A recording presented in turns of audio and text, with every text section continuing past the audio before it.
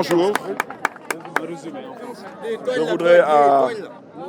Je voudrais à l'entame de mon propos d'abord rendre grâce à Dieu, remercier toute la presse pour sa présence et vraiment présenter nos excuses au voisinage et surtout remercier le voisinage pour tout le soutien qu'ils ont eu à apporter aux 5 personnes particulièrement qui se trouvaient dans notre siège lors de cet acte criminel qui s'est produit hier nuit. Je voudrais aussi par la même occasion remercier le peuple sénégalais dans son ensemble. Nous avons reçu les coups de fil de partout. Partout dans le Sénégal, dans la diaspora, les Sénégalais et les Sénégalaises nous ont appelés pour pouvoir nous marquer une fois de plus leur soutien et nous manifester leur compassion par rapport à ce qui s'est passé hier nuit. Je voudrais dire que ce qui s'est passé hier nuit, ce n'est pas un délit. C'est un crime avec préméditation. Je voudrais rappeler que tout de même, une personne s'est permise hier d'élever la voix en disant exactement ce qui allait se passer hier nuit.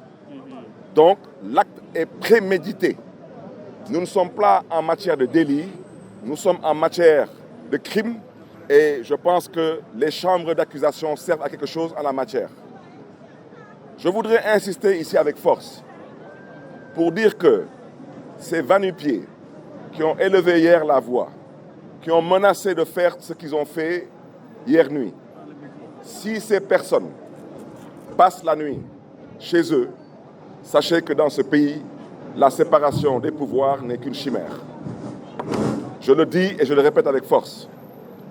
Ce petit va-nu-pied qui s'est permis hier d'élever la voix et de menacer des gens, s'il passe la nuit chez lui, sachez que le ministre de l'Intérieur est partisan et sachez que le ministre de la Justice est dans un esprit clanique. Parce que dans une république qui se respecte, cet individu, à l'heure où nous parlons, aurait dû être dans les locaux ou de la police ou de la gendarmerie. Je viens de voir, en venant ici, un camion de police stationné ici. Je voudrais leur dire qu'on n'a pas besoin de leur sécurité. Parce que ce qu'ils n'ont pas pu faire hier, ce n'est pas aujourd'hui qu'ils vont essayer de le faire. Je voudrais aussi rappeler à l'endroit de l'opinion nationale et internationale que nous avons affaire à des manipulateurs hors pair. À l'heure où je vous parle, ils sont apeurés, mais je souhaiterais les rassurer. Il n'y aura aucune vengeance et il n'y aura aucun acte de représailles allant dans leur sens. Il n'en est pas question pour nous. Nous ne tomberons pas dans leur piège. Aujourd'hui, ils ont comme stratégie la transhumance. Vous avez vu, ils ont décroché un responsable politique de chez nous qui était déjà investi sur nos listes.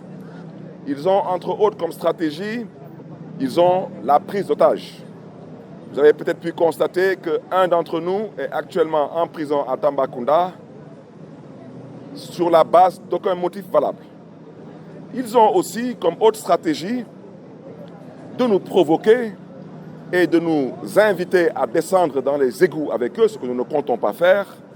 Leur seul objectif, c'est de déstabiliser et de démanteler la coalition Sàmm Sa Kàddu, qui est leur opposition naturelle et ils en sont conscients, jusqu'au point d'aller pour choisir un opposant qui ne peut aucunement être leur opposant.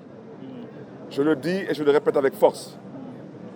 Mimi et son groupe n'ont pas d'autre choix que de nous faire face à travers les idées, à travers les programmes, à travers des propositions pour pouvoir construire ce pays et construire l'avenir de ce pays. Donc, qu'ils ne comptent pas sur nous pour venir les rejoindre dans leur jeu. Et je voudrais dire que ce qui va se passer éventuellement cette nuit ou dans les jours à venir, que personne ne cherche à nous indexer parce que, je le répète, la coalition Sàmm Sa Kàddu n'est pas dans la violence. Nous sommes aujourd'hui conscients que nous tenons le bon bout. Nous sommes surtout conscients aujourd'hui que le peuple sénégalais a réalisé effectivement qu'il y a eu de la manipulation, il y a eu de la tricherie et il y a eu beaucoup de mensonges qui leur a été malheureusement servi. Et aujourd'hui, je reste convaincu que le peuple sénégalais et le peuple de Dakar en particulier, ils sauront rectifier le tir le 17 novembre 2024. Parce que, entre autres, les Sénégalais et les Sénégalaises ont voté lors de la dernière élection présidentielle pour des principes et des valeurs, dont la séparation des pouvoirs. Et je ne l'ai peut-être pas dit en Wolof, mais je souhaiterais, avec votre permission, le dire en français. Je voudrais aujourd'hui m'incliner devant la mémoire de ces 83 Sénégalais qui ont perdu la vie et dire que personne ne compte sur nous pour rajouter un mort de plus à ces 83 morts. On ne le fera pas. On ne le fera pas parce qu'on considère que le peuple sénégalais ne le mérite pas. On considère que le peuple sénégalais est assez intelligent pour rectifier le tir d'une autre manière. 83 personnes sont mortes pour des principes et des valeurs, entre autres, dont la séparation des pouvoirs. Et cette séparation des pouvoirs, je vais insister là-dessus. Si cette personne passe la nuit chez elle ce soir, le ministre de l'Intérieur ainsi que le ministre de la Justice n'auront aucune crédibilité à partir de maintenant aux yeux du peuple sénégalais. Et je souhaiterais leur dire que tout de même, ils ont nourri un espoir à nos yeux parce que, l'un est magistrat, l'autre est militaire. Et on considère que ce ne sont pas des militants du PASTEF. Ils doivent en tirer toutes les conséquences et au besoin assumer leurs responsabilités jusqu'à envisager la démission. C'est ce qu'on appelle la grandeur.